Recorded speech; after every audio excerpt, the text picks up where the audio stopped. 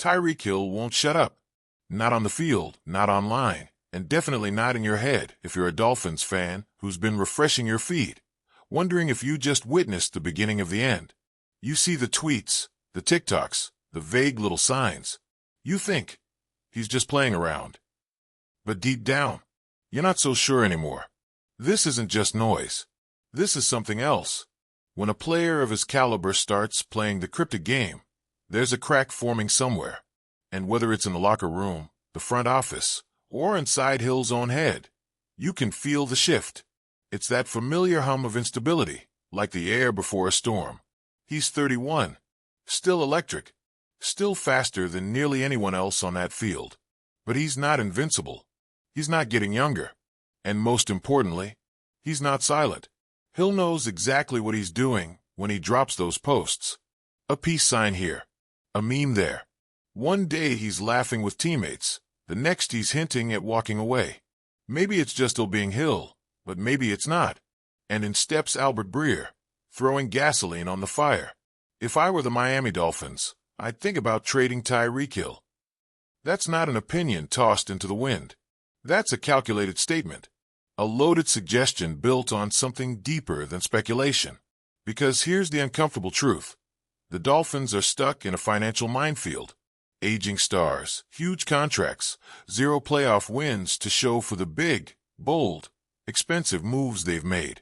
Terron Armstead, gone. One of the 6 players earning north of $12 million. Now there's Hill, Jalen Ramsey, Bradley Chubb, all approaching or past 29, all dinged up, all expensive, all on borrowed time. And then there's Tua, the quarterback with the contract that could handcuff this franchise for years. Starting in 2025, the cap hit balloons. $39 million, then $56 million.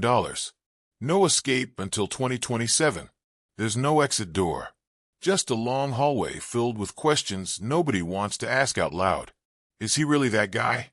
Is Tua the one to take this franchise over the line? In 5 years, he's missed 14 games. He's shown flashes, sure. But playoff wins? None. Postseason impact? Invisible. That last wild card game against the Bills? He wasn't even on the field. And yet we're supposed to believe this is the foundation we're building on. Let's not kid ourselves. The Tyreek trade was flashy. It was headline-grabbing. It screamed ambition. And yeah, he's delivered. He's torn up defenses, made the impossible look casual, and lit up scoreboards. But it hasn't translated. Since he arrived, the Dolphins are barely above water. 28-23. That's not elite. That's not scary. That's average. And in the postseason, just 2 appearances, no wins. No legitimacy. No fear from real contenders. The reality? This team isn't close. It looks the part on some Sundays. It talks the part all offseason. But when it's time to actually do the thing, to beat a heavyweight, to go toe-to-toe when it matters, they fold. Every single time. So the question starts to echo, why hold on to Hill? Why keep a player who demands the ball, commands attention, and still can't drag this team out of mediocrity? Especially when you've got glaring holes all over the place. The offensive line is a mess. The defense lost its spine. The secondary's limping into next year. And the cap space. Forget it. Trading Tyreek Hill isn't about waving the white flag. It's not giving up. It's facing the brutal, inconvenient truth that this version of the Dolphins isn't working. Not the way it was supposed to. Not with this roster, this quarterback, this coaching staff. So what's left to do? You cash in. You flip the one piece you can still get a haul for. You look around the league and find that desperate contender. That team who thinks Hill is the missing piece. You take their picks. You take their future. You rebuild with purpose. Not because you want to, but because you have to. It's a hard pill. It's not what fans want to hear. Tyreek is fun. He's loud. He's dynamic. He's box office.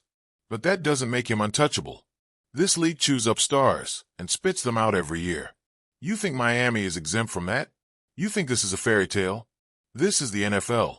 You either evolve or you rot. And the signs are all there. This team isn't on the rise. It's stuck. Spending big to stay mediocre. Burning cash just to hit 9 wins.